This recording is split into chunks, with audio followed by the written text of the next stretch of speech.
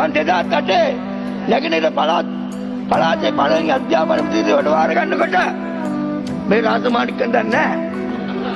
හරි? දෙමළ දරුවගේ කරේ තිබුණේ සයිනයිඩ් කරලක්. දෙමළ දරුවා කටේ තිබුණේ පෑනක් නෙමෙයි. තුවක්කුවක්. පෙන්නිල්ල ගන්ටාංගිරි කරපු කයිලේ. තුවක්කුවක් තිබුණේ. අතේ තිබුණේ බෝලයක් නෙමෙයි බෝම්බයක්. පිටේ හිටියේ සරස්වතිය නෙමෙයි. මරාගෙන මරන යක්ෂයෙක්. දෙමළ දරුවාට පෑන දුන්නේ රාජපක්ෂලා.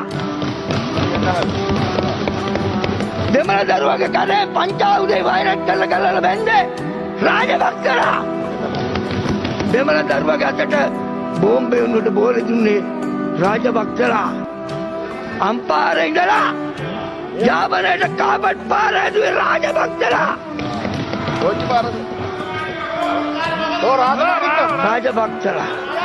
ලංකාවේ ටිකම පාරම කින්නියාවේ හැදුවේ රාජපක්ෂලා. රාජපක්ෂලා. කංක සංසුරේට පාර කාපට් කරේ රාජපක්ෂලා. රාජපක්ෂලා. උතුරේ පෙල්ටිටිය කඩපු රේල් පාර හදලා කෝච්චිය දිවේ රාජපක්ෂලා. හියට 20ක් ලයිට් තිබෙනදි නැගෙනහිර 98ක් ලයිට් දීලා දෙමළ මුත්තින් මින්දුන්ට ලයිට් දුන්නේ රාජපක්ෂලා. ඒ රාජපක්ෂලාද වර්ගවාදියෝ කියන්නේ.